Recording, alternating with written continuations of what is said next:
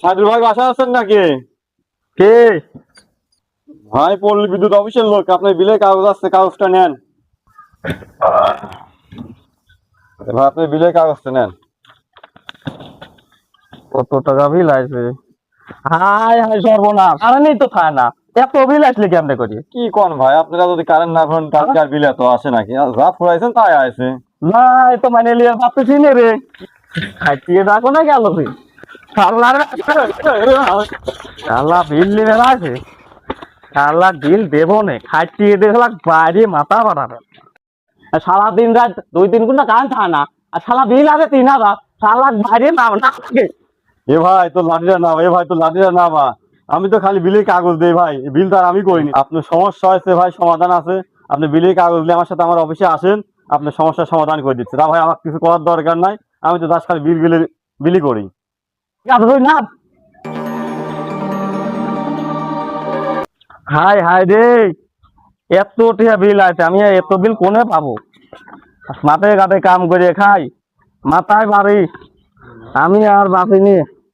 বাবা, তোমাকে কতবার বলেছি মিটারে মনে হয় কোনো সমস্যা হয়েছে, ভালো একজন মিস্ত্রি দেখান। হয় রে মা, তুই ঠিকই কইছিস, এখন বেশিরভাগ সময় কারেন্ট থাকে না, তারপর বিল আসলে কি করি এত। আমি আজকে এর একটা ব্যবস্থা করব। আমি আসতেছি, ডাক্তার নিয়ে আসি। আপনার যে রোগ, এই রোগের তো আসলে ট্রিটমেন্ট এখানে নেই। এর জন্যই বড় ডাক্তার দেখানো লাগবে, বুঝছেন? আমার বাড়িতে একটু যাওয়া লাগবে, আর ভাই? সেই সমস্যা আপনার জানাই লাগবে ভাই। ভাই আমি একটা রুগী দেখতেছি, আপনি একটু বসেন। এই মুহূর্তে যাওয়া যাচ্ছে না, আমি একটু পরে যাই। না ভাই, আপনার আগ করে ভাই, ভয় লাগবে। আমার সেই সমস্যা হয়েছে, আমার মাথা ঠিক নেই। আরে ভাই যাবো তো, এই রুগীটা দেহি সাইডে যায়, আপনি যদি আমি আমরা করেন তাহলে কেমন হবে নি? না ভাই, আপনার পায়ে ধরি ভাই, আপনার ভয় লাগবে।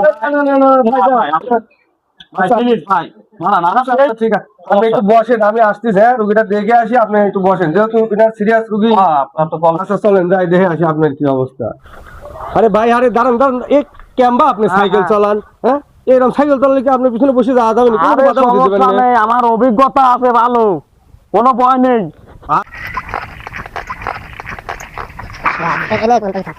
ভাই একটু দাঁড়ান ভাই, এই রাস্তা তো দেখতেছি সেই কাঁচা, এই ভাঙা সিঁড়ি রাস্তা দিয়ে না যাই আপনি সাইকেল নিয়ে যান, আমি হাঁটি আসি। আরে আমার অভিজ্ঞতা আছে, বুঝিয়ে পান। আচ্ছা তাহলে দেখে শুনে চলেন। আচ্ছা আচ্ছা আচ্ছা।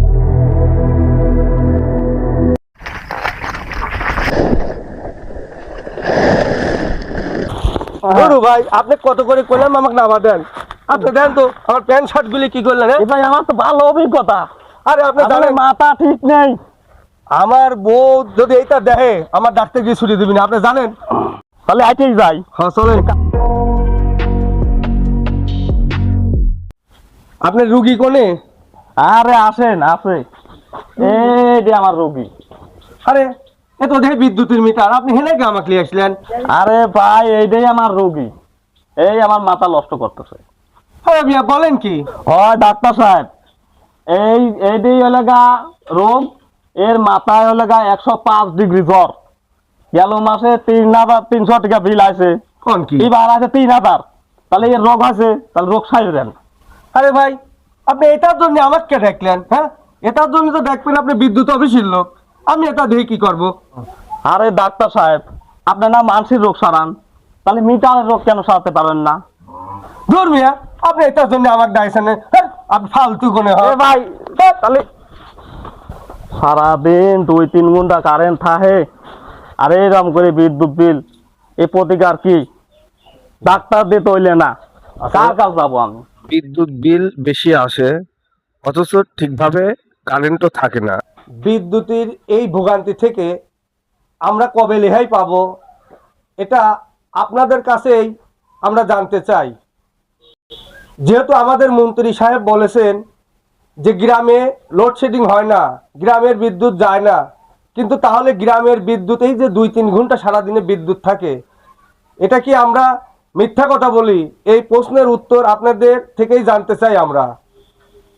আমাদের এই ভিডিওগুলো যদি আপনাদের ভালো লাগে, লাইক কমেন্ট শেয়ার করতে ভুলবেন না।